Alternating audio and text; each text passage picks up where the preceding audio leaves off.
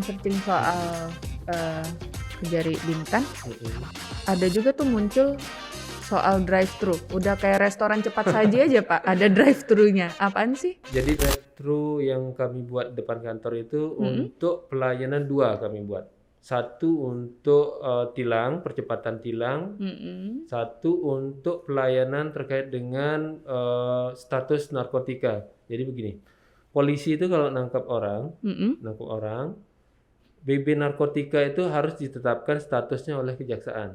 Jadi polisi ini minta penetapan status dari kepala kejaksaan. Nah, untuk percepat karena waktunya itu singkat, 7 hari itu sudah harus dikeluarkan oleh kepala kejaksaan. Jadi kita buat program percepatan. Oke, drive-thru itu Drive-thru tadi. itu salah satunya yang kita lakukan. Jadi polisi ini mengirimkan soft copy-nya nanti ke kita. Sebelum surat resminya datang, kita sudah proses ini sehingga percepatan itu nanti polisi datang bawa suratnya, ini surat ketetapan dari kita udah selesai. Nah, itu dikasihkan ke lewat drive-thru tadi. Jadi nggak perlu harus Masuk dulu. nunggu kan. Mendukung program pemerintah yang percepatan semua Harus cepat. ya semua administrasi kan. Salah satunya itu. Terus tilang. Nah, memang tilang ini belum punya aplikasi kita untuk pelayanan. Nanti bakal ada aplikasi gitu maksudnya? Kalau aplikasi untuk pembayarannya ada. Oh, untuk pembayaran. Ada. Nah, untuk komunikasi antara petugas tilang dengan yang mendapat pelayanan tilang kan belum ada. Jadi sementara kita pakai WhatsApp. Kita cantumkan di depan itu nomor WhatsApp petugasnya. Nanti ininya WhatsApp dengan petugas. Mereka bisa bayar langsung, kan pembayarannya bisa langsung sekarang lewat mobile banking maupun lewat. Jadi nggak harus datang Nggak gitu harus ya Pak? Datang hanya untuk mengambil barang bukti saja. Itu ramai tuh Pak, maksudnya layanan drive-thru tuh ramai yang memanfaatkan selain dari polisi? Belum ramai karena sejauh ini tilang di Bintan itu nggak banyak. Jadi, Nggak ada yang nilang ya makanya di Bintan. ada satu dua yang kena Itu kayak yang tilang, nasibnya lagi apa saja deh Pak kayak jadi ketangkep. 1-2 ya kita layani lewat drive-thru itu, nggak harus masuk. Awal-awal kita pada waktu mulai menjabat saya buat tagline atau motonya di depan itu Kejaksaan Negeri Bintan Ceria. Oh, ceria. Jadi kita menampilkan hal-hal yang ceria. Ceria itu ada kepanjangannya. Apa tuh? Jadi pelayanan cepat, ramah, terus integritas, amanah gitu. Jadi kita menampilkan kenapa ceria. Karena di Bintan ini kan identik dengan pariwisata tadi. Oh iya. Kita harus menampilkan pelayanan. Berarti Bapak kalau di tempat lain nggak ceria ya Pak ya? Cuman di sini tetap ceria. Tapi kan karena di Bintan ini kita mendapatkan itu tadi. Mengikuti ya, karena dia pariwisata, hukumnya pun harus gitu juga tuh, kelihatan ceria, walaupun dalamnya galak juga sebenarnya gitu ya, tegas gitu tetap. Pelayanan untuk yang hal-hal yang tadi ke masyarakat itu yang Iya, kita itu yang harus ceria, ini ya. Tapi emang sih Pak, kalau Farah ngeliat awalnya kayaknya, soalnya kalau lagi di berita pasti lagi serius memang ya Pak ya. Jadi potret-potret Bapak, udah gitu video wawancara Bapak juga kayaknya aduh serius banget nih. Farah sempat jantungan loh Pak, Bapak mau datang ke sini. Tapi ternyata tadi kita ngobrol, wah asik banget ternyata. Iya. Emang kenapa sih Pak harus, ya nggak harus sih emang, tapi Bapak mengedepankan keceriaan itu tadi selain emang pariwisata, apakah ada kaitannya dengan mendekatkan diri dengan masyarakat yang humanis itu tadi kan sedang menggelora juga Pak dari segala. Ya. Itu gimana? Terutama itu tadi, humanis, terus kemudian pelayanan yang ramah. Jadi untuk mendukung kami kan lagi mengikuti program WBK. WBK dari Menpan RB. Jadi salah satu yang bisa untuk menjadi penilaian itu adalah program-program atau tagline yang kita buat. Salah satunya adalah ya tadi kita membuat tagline ceria tadi. Itu yang bisa kita untuk kita bisa sampai kita iya sampai karena kayaknya lombakan. Bapak emang mengejar itu juga ya Pak. WBK itu istilahnya kalau bisa kita dapat ini nih gitu ya, sebagai salah satu prestasi di Bintan mungkin. Ya, salah satu yang menjadi penilaian yaitu tadi pelayanan kita seperti apa. Jadi pelayanan yang kita kedepankan sesuai dengan mutu tadi. Ramah, pelayanan cepat, ramah, integritas dan amanah. Itu ya kita himbau semua petugas baik PTSP. PTSP itu kan yang terdepan ya di kita. Jadi kita upayakan untuk selalu ramah, melayani dengan cepat itu dengan tadi membuat drive-thru tadi. Drive-thru Salah tadi satunya, yang untuk salah cepat. satunya, ya. Kalau di Bintan, kita kan Bapak baru 8 bulan dan seperti yang kata Bapak, biasanya nggak pernah sebentar nih kalau tugas. Kalau di Bintan, PR yang pengen banget Bapak lakukan itu apa? Di Bintan ya. Untuk wilayah kerja Bapak. Tadi salah satunya terkait dengan narkotika tadi. Narkotika itu tadi ya, Narkotika tadi. apanya?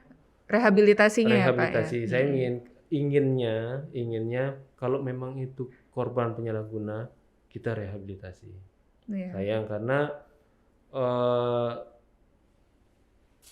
kalau korban masuk penjara dan di penjara lama itu bukannya memperbaiki seseorang, tapi justru membuat orang ini semakin terjerumus untuk narkotika. Dan jumlahnya banyak pula ya Pak? Jumlahnya banyak. Kemarin kita ngobrol dengan Pak Sekda, ada ide yang brilian itu yang rencana kita upayakan untuk coba kita bicarakan ke Kejaksaan Agung, minta pendapat.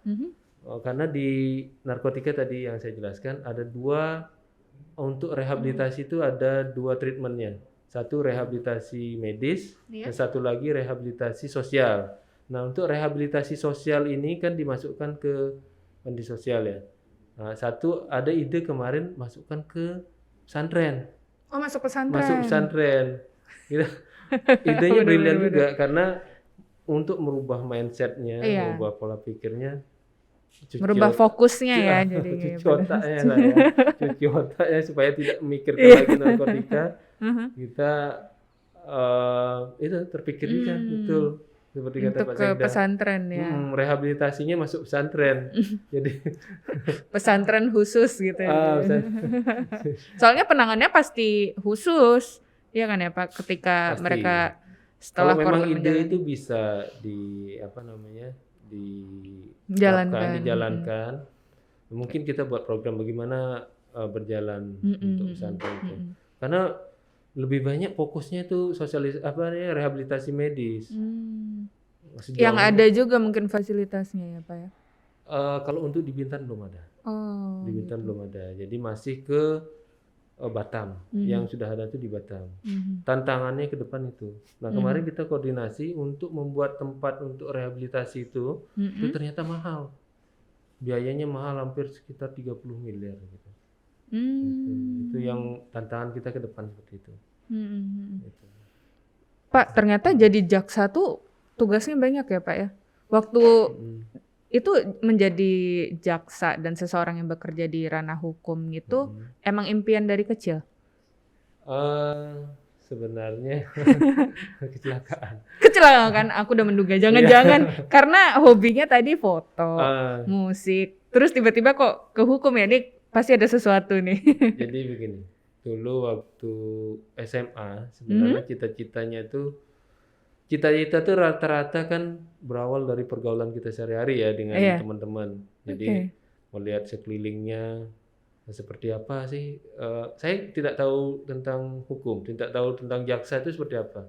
Bapak di Lombok lagi ya besarnya Lombok, ya? dunia pariwisata. Di Lombok itu kan akrab, sering kita ke Bali. Yang kita tahu itu adalah pariwisata. Jadi teman-teman itu termasuk saya, cita-citanya dulu kerja di kapal pesiar. Jadi sesederhana itu kan kerja di kapal pesiar. Tapi pas tamat SMA, terus orang tua kuliah lah katanya kan. Ya saya saat itu kuliah di Mataram ya Pak? Ya inginnya orang tua itu jadi dokter malah. Saya cita-citanya kerja di kapal pesiar, tapi orang tua pinginnya jadi dokter. Jauh semua Pak. Saya ikut UMPTN pada tahun 1995 itu masih namanya UMPTN ya. UMPTN. Jadi saya ikut pilihan pertama dokter, pilihan kedua kalau nggak salah ekonomi. Ekonomi tuh biar agak dapat wisatanya gitu ya maksudnya? Sebenarnya asal pilih aja. Karena memang tujuan cita-cita utama kapal pesiar. Harusnya kalau kapal pesiar itu kuliahnya memang khusus pariwisata ada ya. Khusus. Tapi karena tidak dibolehkan. Pura-puranya nurut, ambil dokter lah gitu ya. Pilihan pertama dokter, Oke. kedua ekonomi, Ekonomi. ketiga hukum. Oh, Jadi oke, pas I selesai see. tes yang lulus hukum. Udah kita jalani kuliahnya Iya, iya. hukum. Jadi disitulah saya tahu hukum bagaimana kan. Nah, Mhm. jaksa belum tahu Hmm. bagaimana lulus kuliah hukum ini terus mau cita-citanya apa di bidang hukum ini Nggak ada belum gambaran. tergambar. Jadi selama menjalani perkuliahan itu seperti apa, Pak? Nggak Eh, depresi. Kayak apa ini belajar Iya, pasal. Banyak kan pasti hafalannya ya, Pak? Kalau kuliah hukum. kuliah hukum ya banyak Nah, hafalannya. Jadi eh apa ya? Belum tergambar cita-citanya pada waktu itu. sama jalani aja gitu ya. Jalani aja. Jadi Mhm. begitu selesai kuliah, kebetulan paman ada temennya itu jaksa, Hmm. main ke rumah beliau, Mhm. dikenalkan ini jaksa. Hmm. Dari situ Baru ada gambaran. ada gambaran, baru ikut tes kejaksaan. Di Itu situ baru pun muncul malah. baru muncul itu, baru tahu di situ Udah setengah ada jalan ya. pekerjaan hukum apa namanya jaksa, Jaksa hakim. selama ini nggak tahu jaksa Selama itu kuliah ada. itu nggak tahu. Karena nggak familiar emang Nggak Pak. Nggak ada familiar. anak kecil udah besar mau jadi apa? Jaksa gitu kayaknya nggak ada deh Pak. Iya, Iya kan? familiar pilot ya, dokter. YouTuber kalau sekarang Iya, malah. YouTuber sama gamer. Bener. Wartawan enggak juga Wartawan ya. juga jarang Pak. Nggak ada Terus juga. terus kemudian jaksa. Mhm. Saya tes kejaksaan itu pertama nggak lulus tahun 2001 ya, 2001 nggak lulus. Coba lagi di tahun berikutnya nggak lulus juga. Baru Nggak di ngedown waktu itu ya Pak ya? sempat. Sempat ya. Nah, pasti begitu, semua orang itu pasti begitu kan. Mhm. Tapi karena orang tua saya ingin ada salah satu anaknya jadi pegawai negeri, Mhm. ya udah Bapak, saya mohon maaf, berapa bersaudara Pak? 3 bersaudara. Bapak ke? Ke pertama. Oh, anak pertama. Ya, jadi keluarga saya itu nggak ada PNS. Hmm. Nah, semuanya swasta. Jadi orang tua saya itu ingin salah satu anaknya itu pegawai negeri. Mm-mm. Jadi ya udah saya tes lagi, tes yang ketiga. Itu sebenarnya udah nggak niat, saya udah kecewa. Saya pada waktu yang tes kedua itu saya sudah kerja di Toyota pada waktu itu. Loh, Ya di kerja. Toyota ngapain Pak? Nggak Waktu ada itu? hubungan ya, nggak ada hubungan. Tapi saya hobinya dulu pada waktu muda, dulu kuliah itu hobinya otomotif. Oh, Otomotif, fotografi ini baru-baru pada saat sudah kerja. oh, udah tahu. Jadi pertama tuh hobinya otomotif, Otomotif. hobi modifikasi seperti itu. Anak Heeh. muda tahun itu kan, Heeh. hobi modifikasi. Jadi udah apa pekerjaan yang sejalan dengan hobi. Iya Jadi pada benar. waktu itu, udah ikut ini apa namanya tes lowongan kerja Toyota pada waktu itu. Sebagai apa tuh Pak? Yang dibuka itu sales. Oh. Sales jadi ya udah Aduh random banget ya hidup Bapak ternyata. Dari yang ini tuh. jadi hukum, Jadi- kuliah hukum. Toyota, oke. Oke, pas kerja di Toyota itu saya keterima juga sebagai PPK dulu namanya, yang panitia pemilihan Apalagi? kecamatan. Apa? Panitia Apa, Pak? pemilihan kecamatan. Itu Panitia kalau pemilihan- untuk Oh, oke. ya, Untuk kalau yang, untuk apa pemilu kan Oke. kita ada PPK. Itu masih boleh lah, masih ada sangkutan. Masih ada sangkutan. Jadi itu saya Akhirnya ya, jalani Pak. bersamaan dengan saya sales di Oke. Toyota. Jadi di Toyota itu ya yang saya ya senangnya itu ya kita misalnya ada pameran, Mm-mm. ada produk baru gitu. Jadi yang pertama kali mengendarai mobil misalnya Avanza tahun 2004 itu belum banyak kendaraan Avanza di jalan itu. Betul. Kita mau ke tempat pameran itu kita pertama kali pakai Avanza. Ternyata itu Salah satunya. salah satunya. Apa Itu kelebihannya yang membuat- kerja di showroom ya Pak ya. Orang belum Nyoba. tahu tipe ini kita udah tahu gitu. Udah bisa paling Gitu sombong duluan artinya. lah. Terus pas ada bukaan lagi di kejaksaan, Mm-mm. saya ikut tes lagi. Ya, Hmm. Yang ketiga saya keterima. Hmm. Itu tugas pertama saya di Lombok Tengah pada waktu itu. Di Praya. Praya, dekat rumah. Itu dekat Oh. rumah sekitar 30 kilo lah. Jadi saya jalani kerja itu tinggal di Lombok Barat, rumah saya di Tetap. Lombok Barat di Batu Layar itu. Jadi saya pulang pergi tiap hari. Pulang Hmm. pergi tiap hari, kemudian ada kosnya juga di sana. Kos. Jadi saya di Praya itu 2 tahun. Dari Di Praia 2 tahun. CPNS, PNS itu 2 tahun. Mm-mm. Kemudian PPJ, ada di kami kalau mau jadi jaksa itu nama pendidikannya PPJ, Mm-mm. pendidikan jaksa. Mm. Itu di Ragunan 6 bulan. Jadi keluar dari sana itu deh saya penugasan pertamanya di Pasir Pangarayan. Tadi itu Yang pertama kali, merantau makanya saya pertama. bilang kan pertama kali merantau jauh itu Iya. ya karena itu sebelumnya di Jauh tapi Praia. memang sih Pak, ujung ke ujung ya Pak hampir. Iya, Dari Lombok ke Pekanbaru. saya belum pernah ke Sumatera. Itu pertama kali Bapak nginjak Belum pernah ke daratan Sumatera, jadi pertama kalinya saya merantau jauh dan pertama kalinya saya ke Sumatera. Oh. Ya asing pada waktu itu, Bahasanya lagi ya. beda. Makanannya aja beda Pak. Makanannya beda. Sempat seminggu pertama saya kaget lah, karena makanan Pedas. Atau apa? makanan yang biasa di Pekanbaru itu kan masakan Minang ya, Uh-uh. masakan Minang. Jadi saya belum Taste-nya keluar banget. Ya kan ya Pak? Terlalu kuat gitu. di Lombok. Gitu nggak? Saya belum pernah makan Nasi Padang. nasi Padang. Tapi kan ada Pak nasi Ada, Padang tapi Padang. saya nggak tertarik. Oh gitu. Karena kita punya plecing itu. Ah iya, Punya plecing. Farah plecing. justru sempat ke Lombok Pak. Langsung begitu nyampe langsung ditawarin plecing. Ya. Terus Bingung cara gambarannya makannya gimana. Plecing itu gimana? Gambarannya apa gitu ya? Pasti Iya ya? gitu. Terus? Perasaan Farah sih tawar sih Pak.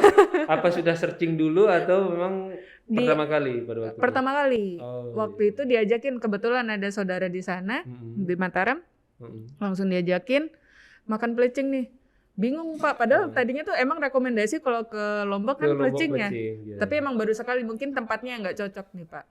Oh, Atau mungkin karena ini Tesnya tadi juga. apa namanya kayak jet lag gitu.